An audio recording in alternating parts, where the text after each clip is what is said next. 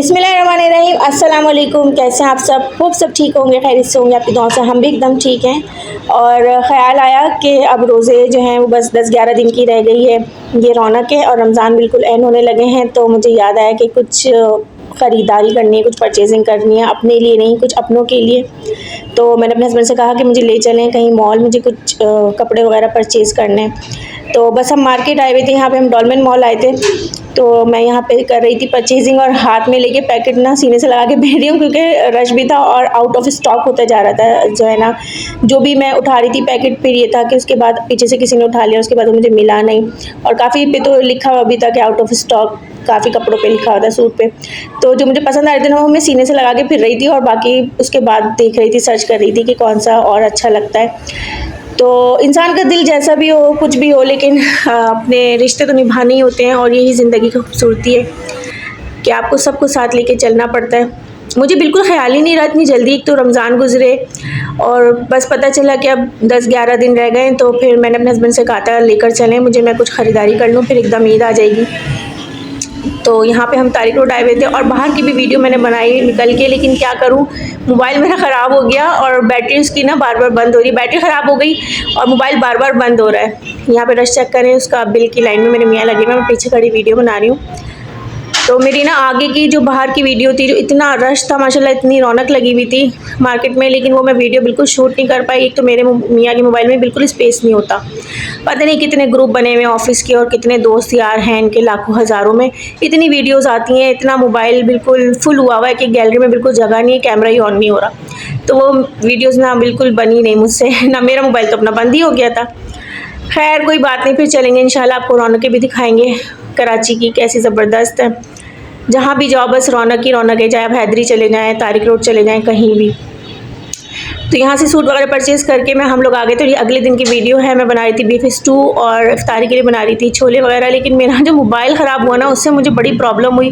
Video मेरी बनी नहीं 2-3 दिन, और मैंने वो सही कराने के लिए भी जाना था, और सही कराने भी मैं खुद ही चली गई अकेली, जो मेरी ज़िंदगी की सबसे बड़ी गलती साबित हुई। क्योंकि एक तो मैं कभी भी मोबाइल वगैरह का काम मैंने नहीं कराया, कभी भी बैटरी वैटरी चेंज नहीं कराई, और मेरे मियाँ ने आए नहीं थे, ऑफिस से आ गए थे, लेकिन इतने थके हुए थे, रोज़ा भी था, तो मैंने कहा चलें आप आराम करें, करीब में एक ये है मोबाइल मार्केट वगैरह, मैं जाके खुद ही बैटरी चेंज करा लेती हूँ। और उस लड़के ने मुझे ऐसा कोई ठगा है, इतनी सस्ती बैटरी उसने मुझे इतनी महंगी बैटरी लगा कर दी। मेरा इतना दिल दुखा, कहना मैं घर आके कुछ बनाया भी नहीं, बस जो छोले बनाए थे वही बनाए। और मेरे मियाँ जब उठे सोकर और उन्होंने मेरी हालत देखी, तो फिर वो ये सारी इफ्तारी वगैरह बाहर से लेकर आए, और मेरा चेहरा ऐसा उतरा हुआ, अल्लाह मुझे सारा टाइम ऐसा दुख रहा।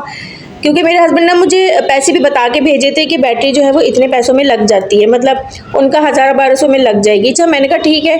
अब मैं गई तो उस लड़के ने मुझे 2500 रुपये बताए बैटरी के ना, कि बैटरी अच्छी वाली है। और वो ये जिस तरह से दुकानदार लच्छेदार बातें करते हैं, इतनी बातें कर रहा था कि ओरिजिनल नहीं है मगर ओरिजिनल के बराबर है, 3 साल कहीं नहीं जाएगी, ये है वो है। उसने मुझे ये कह के 2500 रुपये की बैटरी लगा दी। मैंने इतने पैसे उससे कम कराने की कोशिश की, कहने लगा ये ओरिजिनल जैसी है, फलानी है, नहीं करे भाई। और मसला ये हुआ ना कि उसमें पूरी तरह मार्केट खुली नहीं थी, 2-4 दुकानें जो वो अज़ान के बाद खुलती हैं, नमाज के बाद, तो वो बंद थी, और मैं आ गई थी मार्केट, तो मुझे कराना था। अब उसने इस चीज़ को महसूस कर लिया कि सिर्फ मेरी ही एक आध दुकान खुली है, बाकी सब तो बंद है, ये आई हैं अब तो करा के ही जाएंगी। तो उसने मुझे ठग लिया, इतने पैसे बताए और फिर कम भी नहीं करे। आजकल ये भी माइंडसेट बन चुके हैं ना कि लेडीज़ पैसे बहुत ज़्यादा कम कराती हैं, तो उसने ये सोचा शायद ये पैसे ज़्यादा कम कराएंगी क्या, इतने बताए, और मैंने इतने कम करने के लिए कहे भी तो उस बंदे ने कहे। बैटरी वगैरह लगवा के मैं बाहर की तरफ आई, तो पीछे की तरफ ना मुझे एक दुकान और खुली हुई नज़र आ गई। तो मैंने कहा, मुझे थोड़ा थोड़ा शक तो हो रहा था कि कहाँ, तो मेरे मियाँ 1000-1200 कह रहे थे, इसने 2500 रुपये की बैटरी लगाई है, तो चलो इस दुकान पे भी पूछ लेती हूँ, इस शॉप पे भी देख लेती हूँ कि कितने की बैटरी क्या है। तो जब मैं वहाँ गई थी किन कहने, उसने मुझे वही वाली बैटरी निकाल के दिखाई और कहने लगा कि ये 1200 की मैं 1000 तक में लगा दूँगा। इतना मुझे अफसोस हुआ, क्योंकि मैं लगवा चुकी थी 2500 रुपये की। इंसान मुनाफा रखे, कोई मना नहीं कर रहा मुनाफा रखने से। भाई इंसान जब शॉप खोलता है, कोई काम करता है, कारोबार करता है, मुनाफे के लिए ही करता है, बेशक आप मुनाफा रखें, लेकिन इतना कि आपने मतलब किसी के बिल्कुल अपने मतलब कहते हैं ना अपनी रोज़ी हराम कर लेना, मतलब इतना ज़्यादा किसी के साथ नाजायज़ मुनाफा रख लेना, ये भी अच्छी बात नहीं है। तो ना मैं पूरे रास्ते मुझे इतना दुख होता हुआ आया, मैं अकेली भी थी ना, चलो बच्चे के साथ होते, जैसे मेरा बेटा साथ होता, कहता अम्मा चलें कोई बात नहीं या कुछ वो नहीं। अब मुझे ना बार बार ये हो रहा, अब घर जाके मैं अपने हस्बैंड को बताऊँगी, देखें ऐसा मेरे साथ हो गया। तो और ज़्यादा मुझे ना वो हो रहा था, तो मैं आई पूरे रास्ते ऐसी चुप-चुप, घर भी आई तो कुछ इफ्तार ही नहीं बनाई। ख़ैर चाय मैंने चढ़ा ली थी इफ्तार से पहले ही, क्योंकि बस हम लोगों का फ़ौरन होता है रोज़ा खुलते ही चाय पिएँ, सालन भी तैयार हो रहा था यहाँ पे।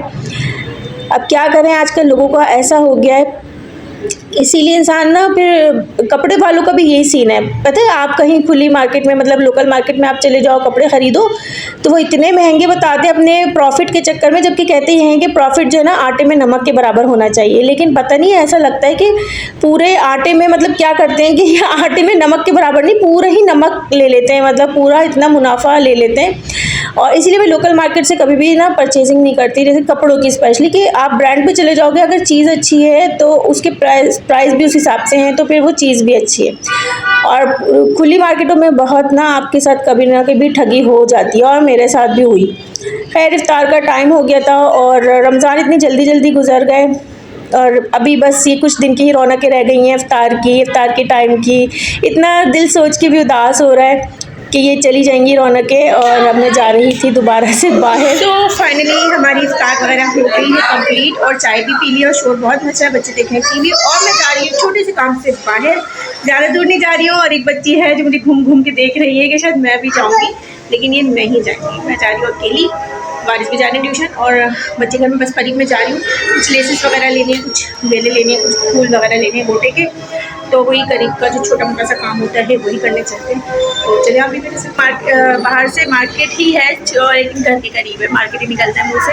खैर बाहर मैं आ गई हूँ, और मैं क्या क्या लेकर आई हूँ मैं आपको दिखाती हूँ। स्टिचिंग के लिए कुछ सामान लेकर आई हूँ। ये लेस तो आप लोगों ने अगर मेरा पिछला ब्लॉग देखा होगा तो मैंने उसमें दिखाई थी, ये तो मैं पहले की लेकर आई थी। अभी मैं लेकर आई हूँ गोटा 2 तरह का, और कुछ गोटे के फ्लावर्स वगैरह लेकर आई हूँ। खैर मैं आपको बैक कैमरा करती हूँ और फिर सही से दिखाती हूँ, और फिर इसको सीते हैं, स्टिच करते हैं। और अगर ये आधी स्टिच हो गया कंप्लीट, तो आज इसका फाइनल लुक भी आपको दिखा देंगे। वैसे मुश्किल है क्योंकि गोटे का काम है, तो मुझे इसको तकरीबन कल भी शायद दोपहर में करना पड़ेगा। अभी मैं करना शुरू करूँगी तो रात हो रही है काफ़ी, 10:30 बज रहे हैं। 10:30 बजे बैठूँगी तो थोड़ा गोटे का काम होता है, फैंसी नज़ाकत का काम होता है, थोड़ा उसको देख के करना पड़ता है। और बच्चे जो हैं वो आगे पीछे हो रहे हैं बच्चों। तो जनाब अभी मैं बना रही हूँ इसका सर्कल, और यहाँ आ चुका है पिज़्ज़ा। ये गए थे पिज़्ज़ा लेने, तो पहले कुछ खाना पीना करते हैं, कुछ लेते हैं शॉर्ट ब्रेक, फिर इसके बाद करते हैं क्या है। यम्मी, चलो तो बाद में करते। और मेरा मूड आज इतना ख़राब था, तो मेरे मियाँ मेरा मूड अच्छा करने के लिए पिज़्ज़ा भी बाहर से ले आए थे रात को। और ये रौनकें लगी रहती हैं रमज़ान में। वैसे भी इफ्तार के बाद हम लोग काफ़ी टाइम तक जागरे होते हैं, मतलब इफ्तार के बाद ज़्यादा कुछ करने के लिए नहीं होता है, तो मोस्टली मैं स्टिचिंग का जो भी काम होता है, सिलाई का, वो मैं इफ्तार के बाद ही करती हूँ। एक तो वैसे भी दिन में टाइम बहुत कम होता है इफ्तार तक, और फिर हिम्मत भी नहीं होती, सच्ची बात है, रोज़े की हालत में सिलाई वगैरह करना। तो मैं हमेशा इफ्तार के बाद ही सिलाई करती हूँ, और मेरे घर में ये बड़ी रौनक लगती है हमेशा रमज़ानों में। और मेरे मियाँ ना इन चीज़ों को देख के, मुझे ऐसे सिलाई करता देख के, और बच्चों को इतना खुश देख के ना, बड़े उनको ये माहौल अच्छा लगता है, खुश होते हैं, तो कुछ ना कुछ वो खाने के लिए भी ले आते हैं अक्सर खुद ही। और इफ्तार के बाद वैसे भी खाना नहीं खाया जाता, मुझसे तो बिल्कुल नहीं खाया जाता। तो यहाँ पे मैं आपको दिखा रही हूँ कि फ़ाइनल लुक, और ये देखिए कितना अच्छा लग रहा है, पूरा सिल गया था। और इसकी मैंने एक शॉर्ट वीडियो भी डाली है, रील भी डाली है, अगर आप लोगों ने अभी तक नहीं देखी तो जाकर ज़रूर देख लीजिएगा। और इसीलिए ना कि खाना खाया नहीं जाता, तो मेरे मियाँ जो थे वो थोड़ा मूड अच्छा करने के लिए पिज़्ज़ा ले आए थे कि पिज़्ज़ा खा लेते हैं एक तो, और फिर जब इस तरह से घर में काम हो रहा हो और एक रौनक लगी हो और उसमें कुछ अच्छा सा बाहर से खाने को आ जाए तो और भी अच्छा लगता है। तो बस यही रमज़ान की रौनकें हैं जो हम लोगों को अच्छी लगती है। अच्छा, मैं आपको थाल दिखा रही हूँ कि इस वाले थाल के लिए मैंने ना ये वाला दस्तरखान कह लें इसको ढाँकने के लिए, ये सिया है। तो बिल्कुल परफेक्ट सिला मैंने, पूरा मेजरमेंट करके सब कुछ करके सिया। और मेरे हस्बैंड ना मेरी ये सारी सलाहियतें देख के बहुत खुश होते हैं, और बहुत ज़्यादा, सच में तारीफ़ बहुत कम करते हैं, लेकिन उनके फेस एक्सप्रेशन से ही मैं समझ जाती हूँ कि वो खुश हो रहे हैं। और मेरे हर कारनामे पर मुझे जो है ना वो उनकी आँखों से महसूस होता है कि हाँ जी, उनको अच्छा लग रहा है कि मेरी बीवी को ये सब काम आते हैं। और अब ये बजे हैं रात के 2:30, और मेरा जो स्टिचिंग का काम था वो अल्लाह का शुक्र है आज ही कंप्लीट हो गया, जबकि मुझे ऐसा नहीं लग रहा था। मुझे लग रहा था कि शायद काम बढ़ जाएगा, मेरा गोटे का काम थोड़ा सा नाजुक होता है, बेटी मेरी अक्सर परेशान करती है, तो मैंने कहा शायद कल तक करूँगी, लेकिन अल्लाह का शुक्र है कि हो गया। शौहर की वजह से, वो घर में थे ना, उन्होंने बेटी को संभाल लिया था। और मैंने यहाँ बना ली चाय, और मैं थोड़ा बाहर गई रौनक देखने, थोड़ा फ्रेश होने, बच्चे और हस्बैंड तो सो गए थे। और दोनों बेटे भी मुझे बिल्कुल तंग नहीं करते जब मैं स्टिचिंग करती हूँ, और हस्बैंड होते हैं तो बेटी को संभाल लेते हैं, तो मेरा काम अल्लाह का शुक्र आज ही कंप्लीट हो गया, ये पोस्टपोन नहीं हुआ। और मैं बाहर आ गई थी रौनक देखने, और आप लोगों को भी दिखा रही हूँ साथ साथ रौनक देखने कितनी लगे हुए। भी 2:30 बज रहे हैं शहरी में, अभी अच्छा खासा टाइम है माशाल्लाह, और शहरी के वक्त तो ये डबल ट्रिपल यहाँ पे पब्लिक आ जाएगी। तो अच्छा लगता है मुझे इस तरह से रहना ऐसी जगह पर जहाँ गहमा गहमी हो, रौनक लगे, ऐसा लगता है ये सब मेरे अपने हैं, हम अकेले नहीं हैं। वरना मैंने अक्सर लोगों को नोट करा है कि जिनके घर के बाहर मेन रोड पे घर होते हैं या घर के बाहर शोर शराबा जैसा होता है, लोग बैठे होते हैं, तो लोग डिस्टर्ब होते हैं कि हमारी नींद ख़राब हो रही है कुछ, लेकिन मुझे बिल्कुल नहीं होता।